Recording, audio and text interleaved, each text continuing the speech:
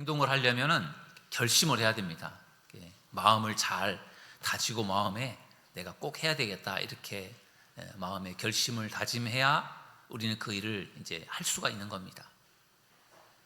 그런 점에서 결심이 매우 중요해요.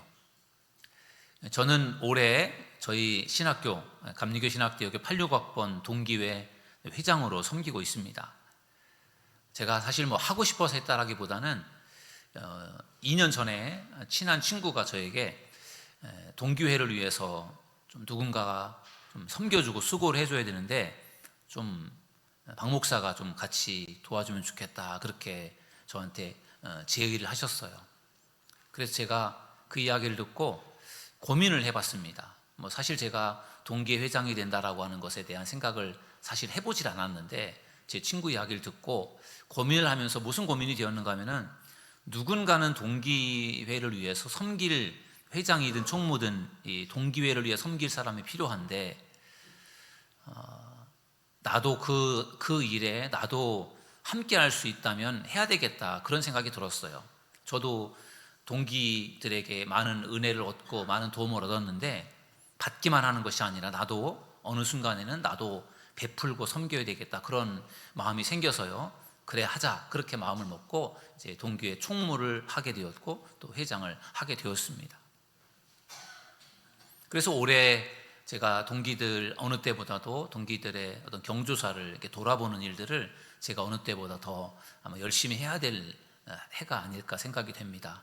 여러분들께서도 제가 저희 동기회장 신학교 동기회장으로서의 역할 사명을 올해 잘 감당할 수 있도록 기도해 주시길 바랍니다.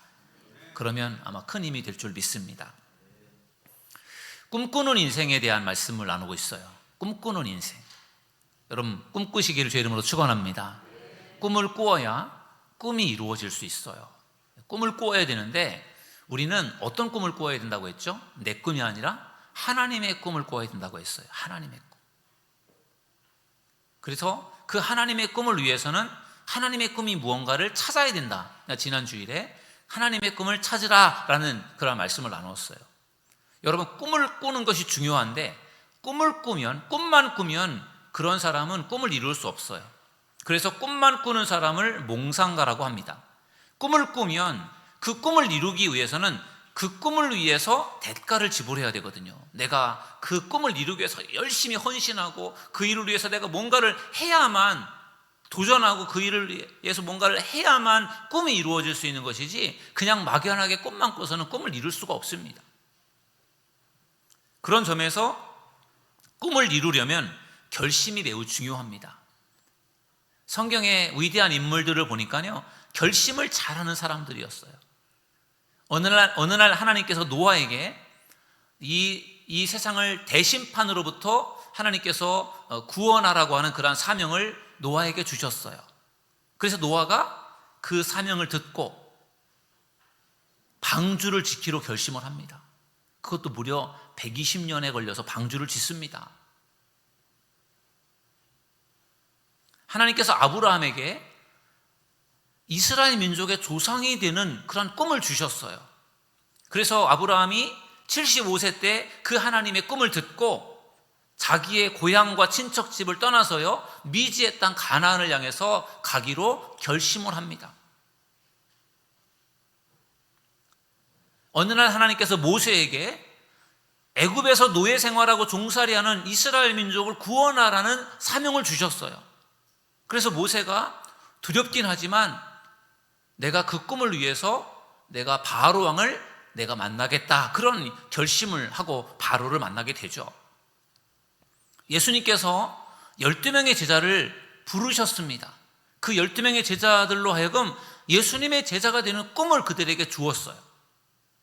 그때 예수님의 제자들이 그 꿈을 이루기 위해서 어떻게 합니까? 배와 그물을 버려두고 심지어는 가족들까지도 포기하고 예수님을 따라가기로 결심을 하게 됩니다. 그래서 그들이 예수님의 제자가 되는 것 아니겠습니까? 이와 같이 성경의 위대한 인물들의 인생을 보니까요 그들은 꿈을 위해서 결심을 해요. 결심. 여러분들도 꿈을 이루기 위해서 여러분들의 마음을 결심하는 믿음의 성도들 되시기를 주님의 이름으로 축원합니다. 우리가 중요한 일을 결정을 할 때 올바르게 결정하는 것이 매우 중요합니다. 섣불리 너무 급하게 빨리빨리 결정을 했다가 잘못된 결정을 하는 경우들이 많습니다.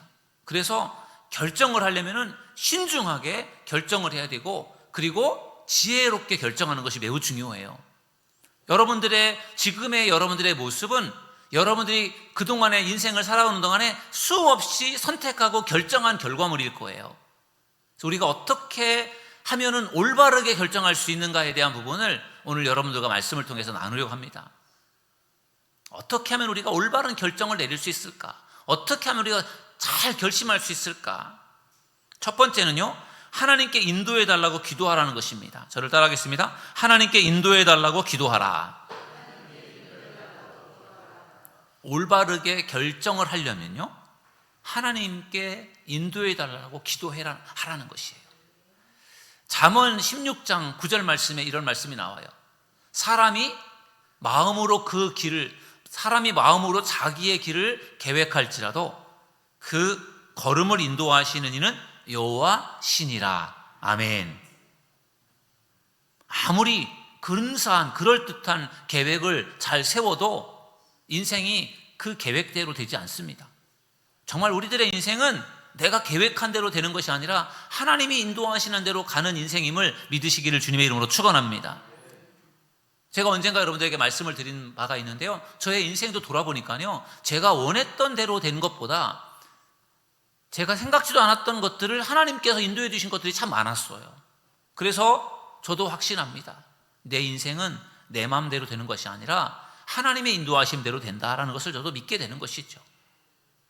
그래서 우리는 하나님의 인도하심을 받는 것이 매우 중요하고 그 일을 위해서 기도가 필요할 줄 믿습니다. 제가 2019년에 세인천 지방 감리사를 이제 하게 되었어요.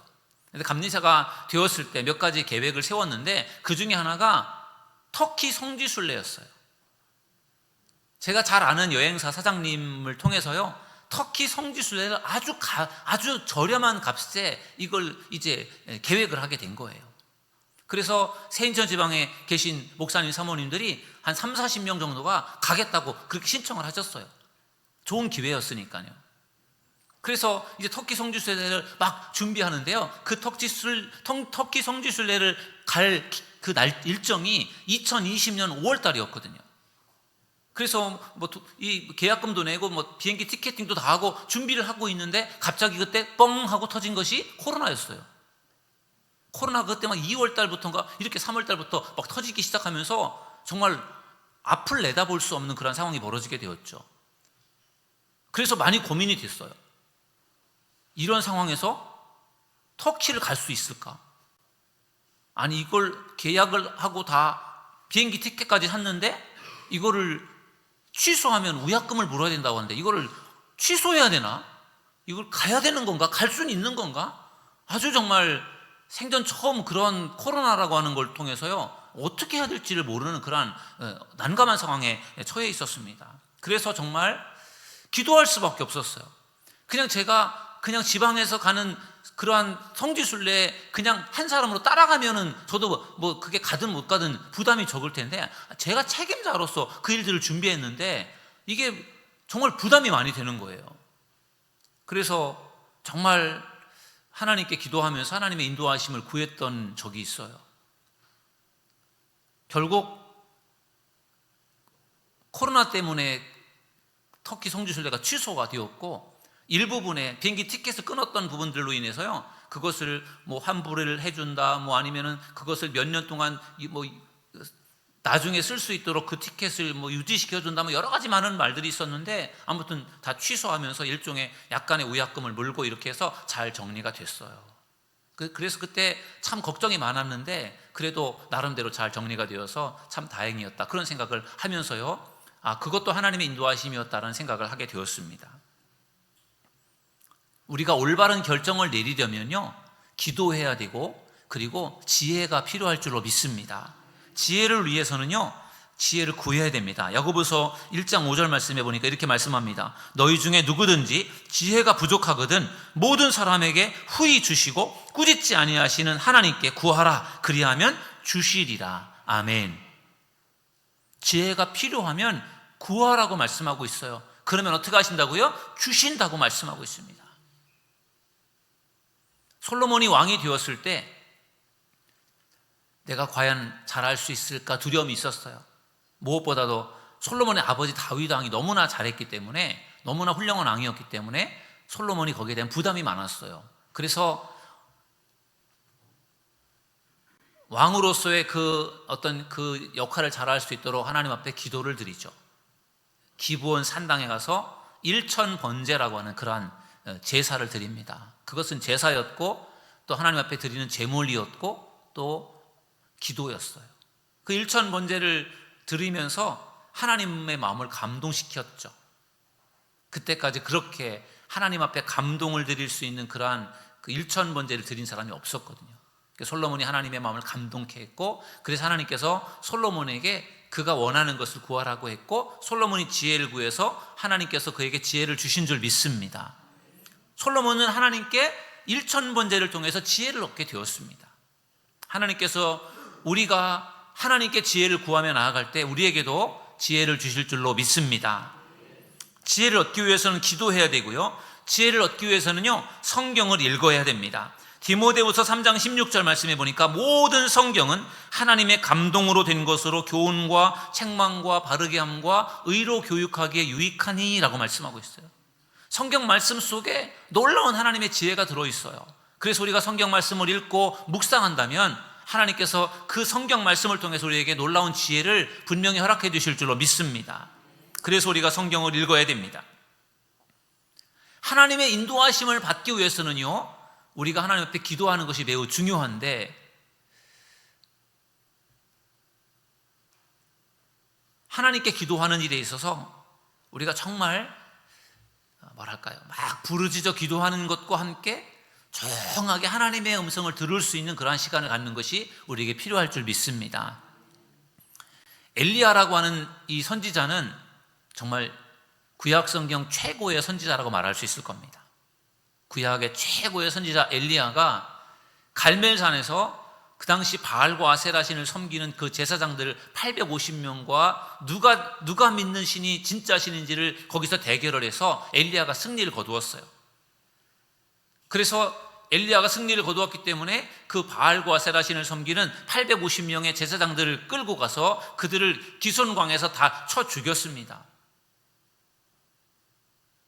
그때 아합의 아내였던 이세벨 왕후가 그것 때문에 화가 났어요. 왜냐하면 이 이세벨은 우상 숭배자거든요. 바알 섬기고 아세라 신을 섬기는 우상 숭배자인데 엘리야가 자기의 중요한 그 지도자 제사장들을 다 죽였기 때문에 너무 거기에 화가 난 거예요. 그래서 이세벨이 엘리야 너를 내가 가만두지 않겠다, 죽이겠다 이렇게 벼르게 됐어요. 그 순간 그 능력의 종 엘리야가요 그것에 대한 두려움을 갖게 됩니다. 그러면서 그때 막 영적 침체에 빠지게 됩니다. 두려운 마음에 그가 광야에 가서요 한 그 로뎀나무 밑에서 잠을 자는데, 잠을 자다가 거기서 이렇게 고백을 해요. 하나님 앞에 지금 내 생명을 거두시옵소서.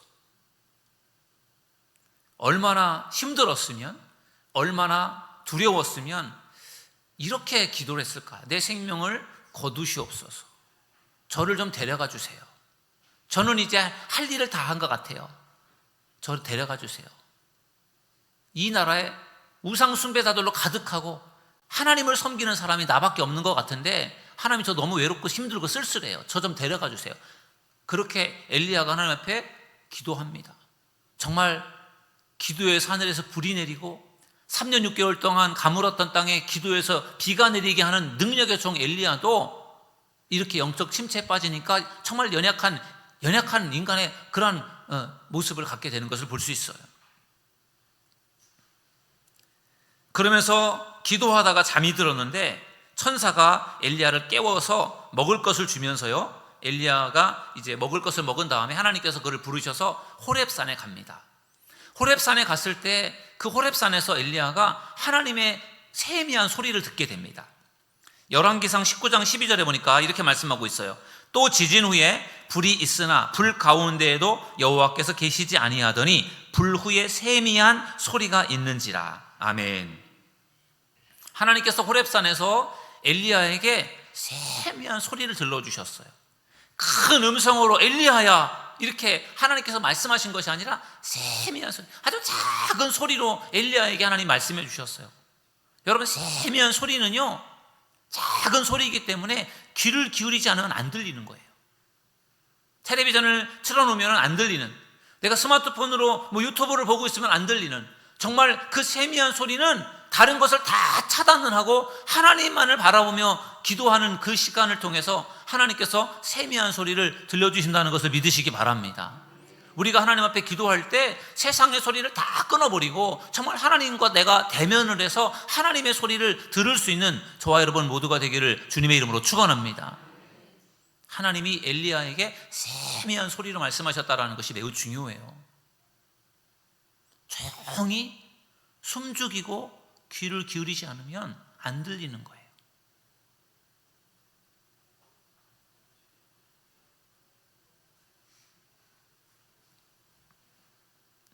하나님은 우리들을 선택하셨고 우리들에게 사명을 주셨기 때문에 하나님은 우리를 인도하기를 원하신다는 것을 믿으시기 바랍니다. 우리의 인생의 모든 것을 우리보다 더 잘 알고 계신 하나님이 우리들의 인생을 인도해 주시길 원하세요. 우리가 인생을 살다가 중요한 어떤 뭔가를 결정해야 될 그때에도 하나님은요, 우리가 하나님께 물어보고 하나님의 도움을 얻기를 하나님은 기다리고 계세요. 그러므로 중요한 일을 결정을 할 때 하나님께 기도하면서 하나님께 물을 수 있는 믿음의 성도들 되기를 주님의 이름으로 축원합니다. 그럼 분명히 하나님께서 우리의 인생길을 분명히 보여주실 것이고 인도해 주실 줄로 믿습니다. 두 번째, 올바른 결정을 내리는 원리는 좋은 사람에게 조언을 구하라는 것입니다. 저를 따라하겠습니다. 좋은 사람에게 조언을 구하라. 잠언 24장 6절 말씀에 이런 말씀이 나옵니다. 너는 전략으로 싸우라. 승리는 지략이 많음에 있느니라. 아멘. 그냥 무작정 힘을 가지고 싸우는 게 아니라 전략을 가지고 싸워라, 이렇게 말씀하고 있어요. 여러분, 성경에 보면은요, 성공적인 인생을 경험한 사람들의 이야기가 가득합니다. 그래서 우리는 성경에 나오는 인물들을 통해서 우리가 많은 것을 배울 수 있어요. 우리가 직접 경험을 해서 배우는 것들이 참 많죠. 정말 내가 직접 경험을 해봐야, 겪어봐야만 정말 알 수 있고 배울 수 있는 것들이 너무 많아요. 그러나 우리는 내가 직접 경험해 보기에는 우리 인생이 너무 짧아요. 내가 직접 인생을 경험해 보기에는 너무 많은 일들이 있어요. 그래서 내가 경험을 하면서 경험을 통해서 내가 배우는 것도 참 지혜로운 일이지만, 내가 경험을 못했지만 다른 사람이 경험하는 것을 통해서 배우는 사람이 더 지혜로운 사람임을 믿으시기 바랍니다. 성경을 통해서, 성경의 인물들을 통해서 우리가 배우는 거예요. 우리는 겪어보지 못했지만 그러나 그들의 경험을 통해서 우리가 배우는 것입니다. 그들의 성공을 통해서 배울 수 있는 것이고 그들의 실패를 통해서 배울 수 있는 거예요.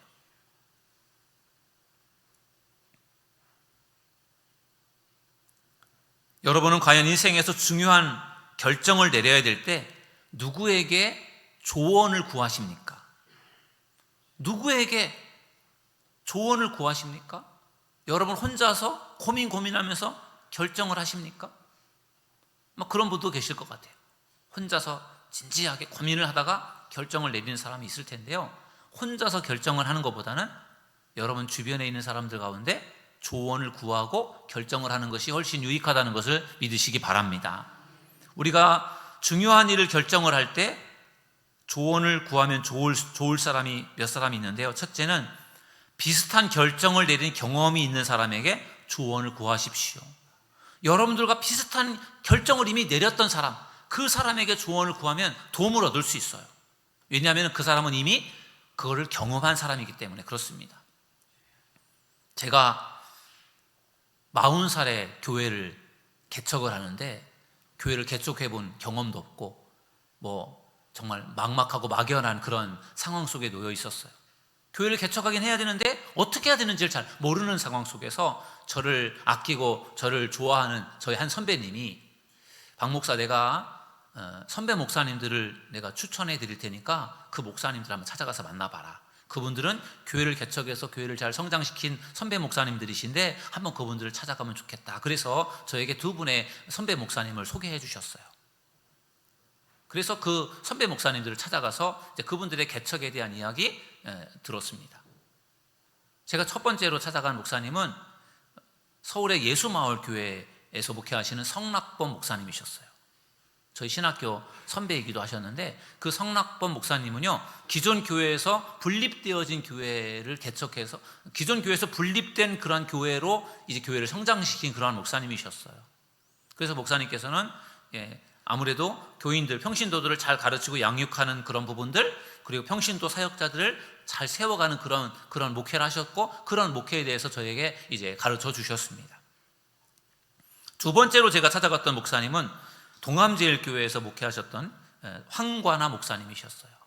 그 교회를 개척하셔서 아마 한 20, 30년 정도 교회를 잘 성장시켰던 분이었는데, 제가 벌써 찾아뵈었던 적이 한 18년 정도 전이니까요. 지금은 이미 은퇴를 하셨는데, 그 목사님을 찾아갔더니 그 목사님께서 이제 본인이 교회를 개척할 때 가정, 집에서부터 교회를 개척해서 이렇게 성장한 그런 본인의 교회 개척 이야기들을 쭉 들려주시면서 정말 개척할 때 이런 부분이 중요하고 이런 것들을 잘해야 된다, 그런 것들을 가르쳐 주셔서 많은 도움을 얻었던 기억이 있습니다. 교회를 개척해 본 경험이 있는 목사님들이기 때문에 저에게 그분들의 경험을 가지고요, 이렇게 하라 저렇게 해라 해주고 싶은 말이 너무 많았고요, 저는 그분들의 말씀을 들으면서 정말 큰 도움을 얻었습니다. 정말로 중요한 인생의 결정을 내려야 될 때 나보다 먼저 그런 경험을 하고 그런 결정을 내린 사람들에게 조언을 들으면 큰 도움을 얻게 될 줄로 믿습니다. 그런 점에서 나보다 먼저 경험한 사람들, 그분들에게 조언을 구하는 여러분들 되기를 주님의 이름으로 축원합니다. 두 번째는 여러분의 장점과 단점을 잘 아는 친한 친구들에게 조언을 구하십시오. 왜냐하면 정말로 친한 친구는 어려운 상황, 중요한 일을 결정해야 될 사람에게 그게 마치 내 일인 것처럼 그렇게 진지하게 생각하고 고민하면서 조언을 해줄 수가 있어요. 왜냐하면 너무 친한 사람이다. 너무 서로를 잘 알기 때문에 정말 꼭 필요한 좋은 이야기를 들려줄 수가 있다는 것입니다. 제가 매주 목요일 아침마다 저희 친구 목사들과 독서 모임을 지금 한 7, 8년 정도 계속 하고 있는데, 그 독서 모임을 하고 있는 친구들은 저와 한 40년 지기 친구들이에요. 신학교를 다닐 때 알았던 친구들이니까. 그러다 보니까 서로가 너무 잘 알아요. 그래서 만나면 이런저런 이야기를 하면 잘 통하기도 하고 서로에게 유익이 되는 말들을 참 많이 나누게 되는데, 그 친구들이야말로 서로에게 정말 중요한 일을 결정을 할 때, 아니면 어려운 문제가 발생을 했을 때 서로에게 정말로 안타까운 마음으로, 아니면 정말 최선을 다해서 조언해 줄 수 있는 그런 친구들인 것 같고, 그런 친구들의 조언을 들을 때 저도 그렇고 상대방들도 그렇고 참 많은 도움을 얻게 되는 것 같아요. 그래서 우리가 조언을 구한다고 할 때 나를 모르는 사람에게 조언을 구하는 것보다는 나를 잘 알고 있는 사람, 그 사람에게 조언을 구하는 여러분들이 되기를 주님의 이름으로 축원합니다. 그럼 아마도 여러분들에게 중요한 일을 결정할 때 큰 도움을 얻게 될 것입니다. 세 번째는 여러분을 신앙적으로 지도해 줄 수 있는 믿음의 사람에게 조언을 구하십시오. 신앙인에게 조언을 구하라는 거예요. 세상적으로 지혜가 많고 세상적으로 능력이 많은 똑똑한 그러한 사람들이라고 할지라도 우리들에게 신앙적인 조언을 해줄 수는 없어요. 우리가 고민하고 있는 것들이 신앙과 다 연관된 그런 부분들 아니겠습니까? 그런데 그것을 세상의 지식과 능력만으로 그것을 좋은 방법으로 우리를 조언해 줄 수가 없다는 것입니다. 그런 점에서 우리에게 필요한 사람은 좋은 믿음의 사람들, 정말 믿음의 본을 보여주고 믿음의 길을 걸어가는 사람들이 우리에게 정말 중요한 결정을 할 수 있도록 조언해 줄 수 있다는 것을 믿으시기 바랍니다. 저희 장인어른이 살아계시고 저희 작은아버님이 살아계십니다. 두 분은 이제 원로 목사님들이시고 90대 초반에 계신 분들이신데 아직 건강하게 살고 계십니다. 그래서 제가 간혹 이제 두 분에게 목회에 관한 이야기들에 대해서 나눌 수 있고 또 목회에 대한 이야기들을 들을 수 있고 그런 부분들이 굉장히 도움이 됩니다. 왜냐하면 그분들은 평생 동안을 목회하신 분들이기 때문에 정말로 저보다 많은 것들을 먼저 경험하신 분들이고, 그래서 저에게 적절하게 조언해 줄 수 있는 그런 분들이 계셔서 얼마나 감사한지 모릅니다. 여러분, 우리가 인생에 정말 중요한 일을 결정을 할 때 정말 심사숙고하면서 정말로 기도하면서 잘 결정을 해야 되겠지만, 그 결정에 여러분들에게 정말 도움을 줄 수 있는 그러한 사람들 찾아보시고 조언을 구하셔서 올바른 결정을 내릴 수 있는 믿음의 성도들 되시기를 주님의 이름으로 축원합니다. 세 번째로 우리가 올바른 결정을 내리려면 어떻게 해야 되는가 하면요, 두려움이 아닌 믿음을 선택하라는 것입니다. 저를 따라하겠습니다. 두려움이 아닌 믿음을 선택하라. 두려워하지 말라는 거예요. 우리가 뭔가 결정을 내리는 부분에 있어서 두려움 때문에 결정을 못할 경우가 많거든요. 그러니까 믿음으로 결정하라, 그런 이야기입니다. 우리가 결정을 잘 내리지 못하는 이유가 뭘까요? 두려움 때문에 그래요. 두려움 때문에. 내가 잘못 결정하면 어쩌나, 내가 너무 성급하면 어쩌나, 그런 두려움 때문에 결정을 못하는 그런 경우들이 참 많습니다. 두려워하면 올바른 결정을 내리지 못합니다. 오늘 우리가 본문을 읽었던 야고보서 1장 7절로 8절의 말씀을 우리 함께 다시 한번 읽어보도록 하겠습니다. 다 같이 읽겠습니다. 시작. 어떤 사람은 무엇이든지 주께 얻기를 생각하지 말라. 두 마음을 품어 모든 일에 정함이 없는 자로다. 아멘. 이런 사람은 무엇이든지, 이런 사람이라고 하는 것이 두려움에 사로잡혀 의심하는 사람이거든요. 그런 두려움에 사로잡혀서 의심하는 그런 사람들은 무엇이든지 얻기를 생각하지 말라. 두려워하며 염려하며 의심하는 사람은 뭔가 얻을 생각 말고 두 마음을 품고 있기 때문에 결국은 결정을 못하게 되는 것이고, 그래서 구하는 것도 얻지 못하고, 그리고 정함이 없다 그랬는데 안정감이 없다, 그런 이야기예요. 두 마음, 할까 말까, 망설이는 마음이 두 마음이잖아요.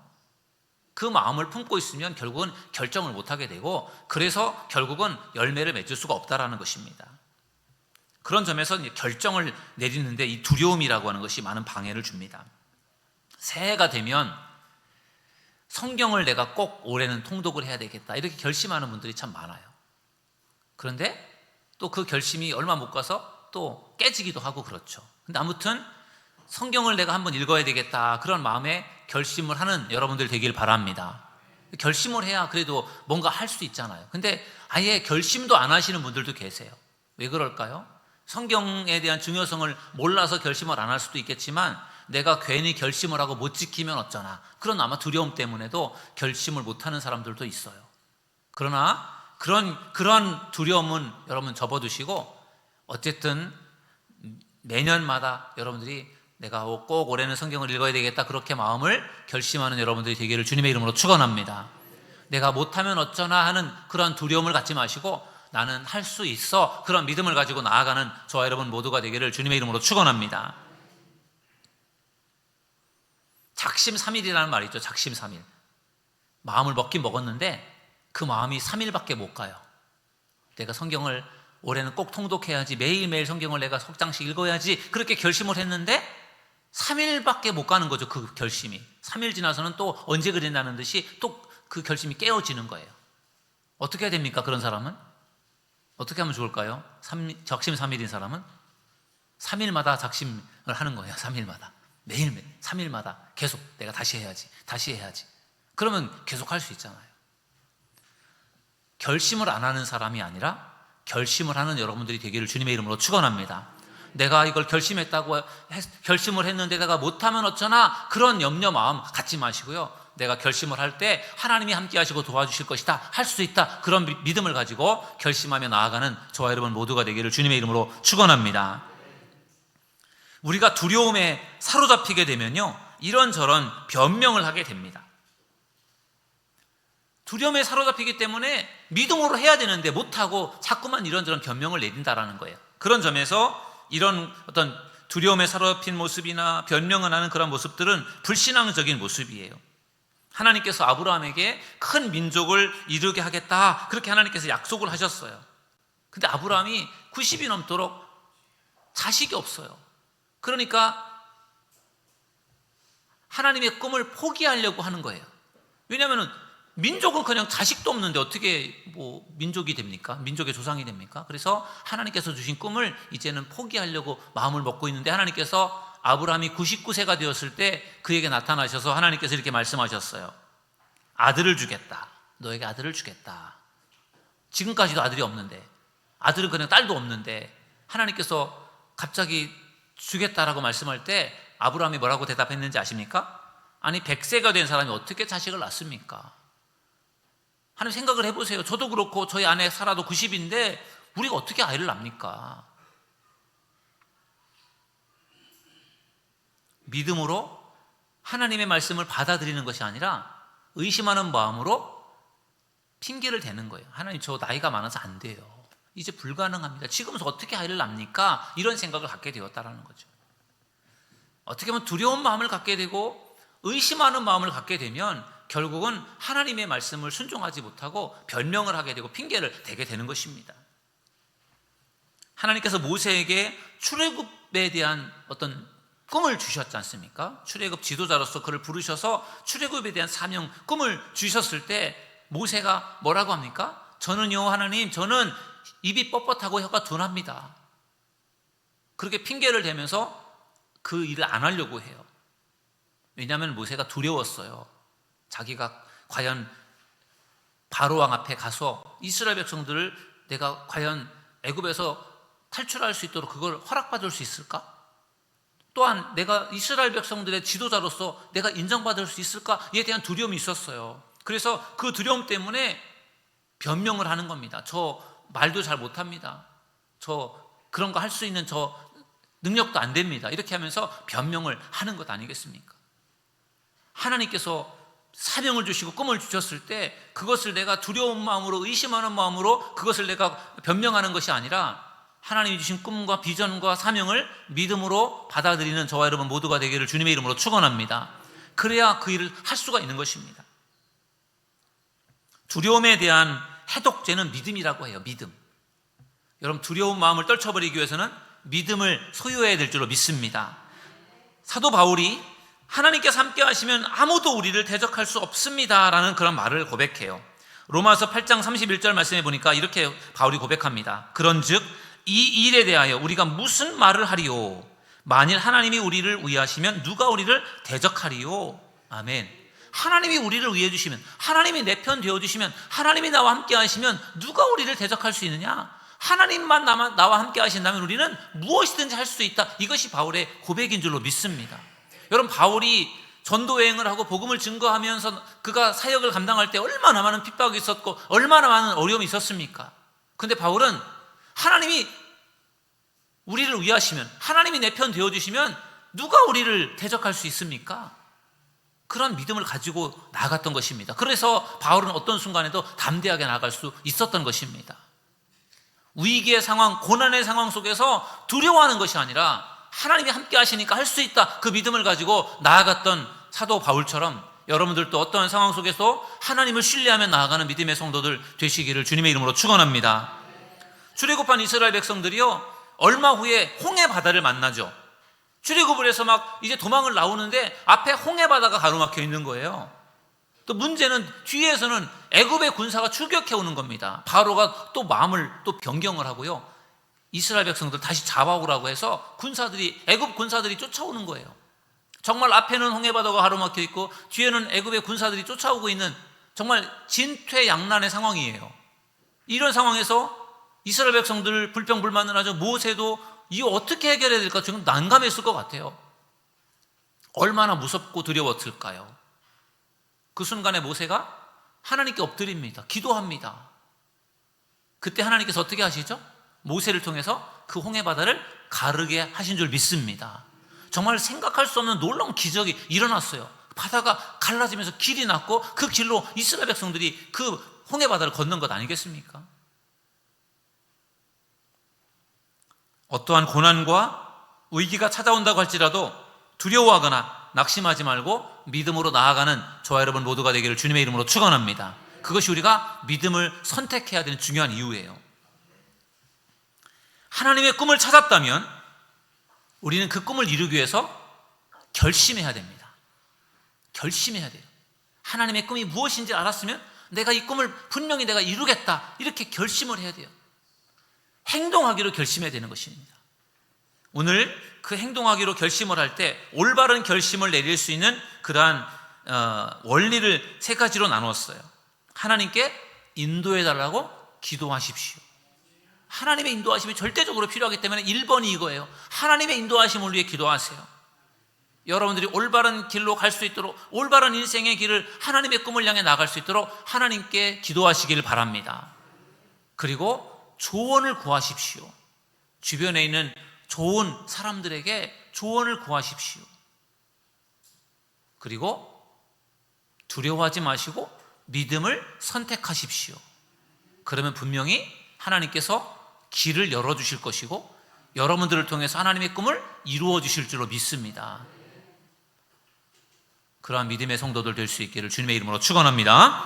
우리 시간에 우리 찬양하고 함께 기도하는 시간 갖겠습니다. 어떠한 비바람이 몰아쳐온다고 할지라도, 어떤 고난과 어려운 상황 속에 놓여 있다고 할지라도 우리가 정말 하나님의 꿈을 향해 나아가는, 하나님의 꿈을 향해 나아가기로 결심하는, 정말 주의 길을 가기로 결심하는 저와 여러분 모두가 되길 바랍니다. 찬양하겠습니다.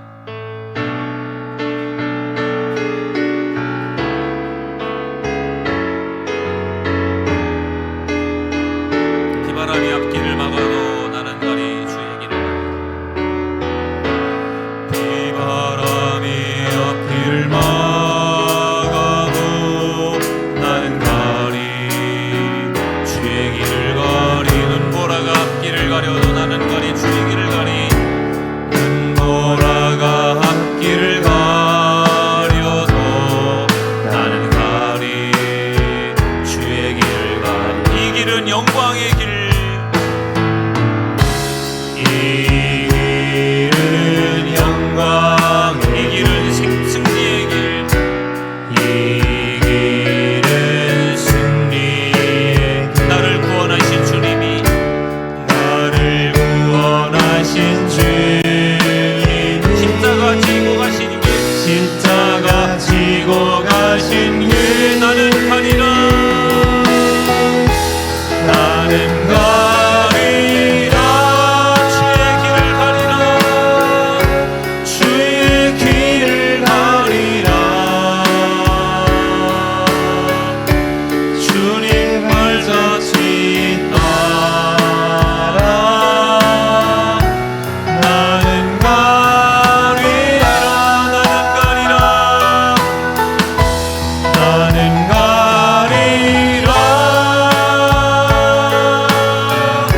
주의 길을 가리라. 주님 발자취 따라 나는 가리라. 험한 파도 앞길을 막아도,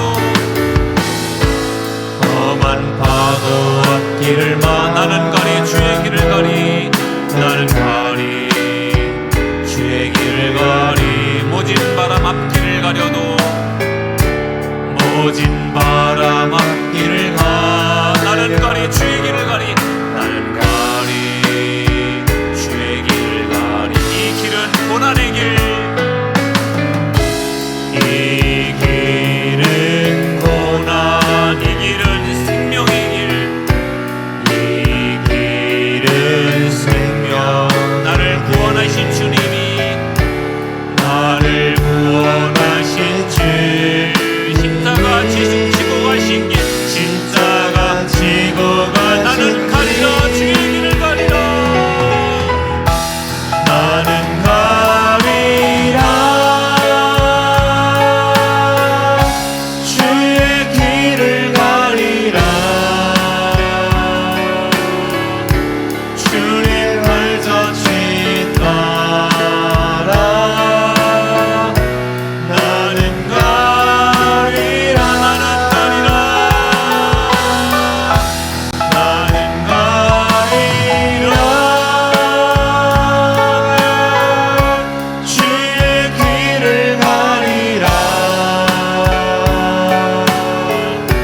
주님 발자취 따라 나는 가리, 나는 가리라,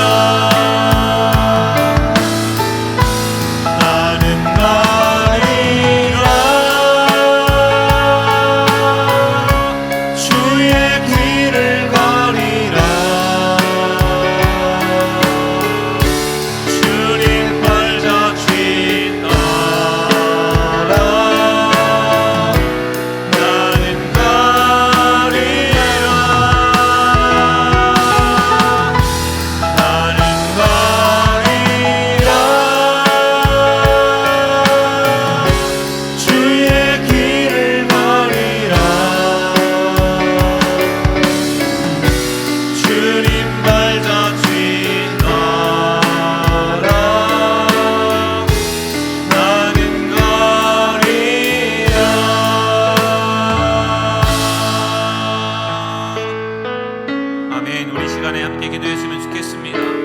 하나님께서 우리에게 꿈을 주셨습니다. 하나님의 꿈을 우리가 따라가는 것이 우리가 하나님의 꿈을 이루어드리는 일에 있어서 매우 중요한 일인데, 그 꿈을 찾아가기 위해서 그 꿈을 이루기 위해서는요, 우리가 행동하기로 결심해야 됩니다.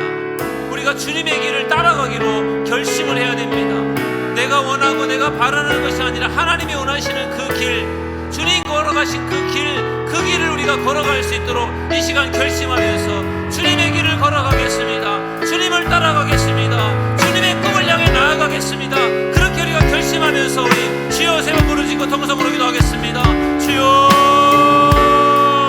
주여,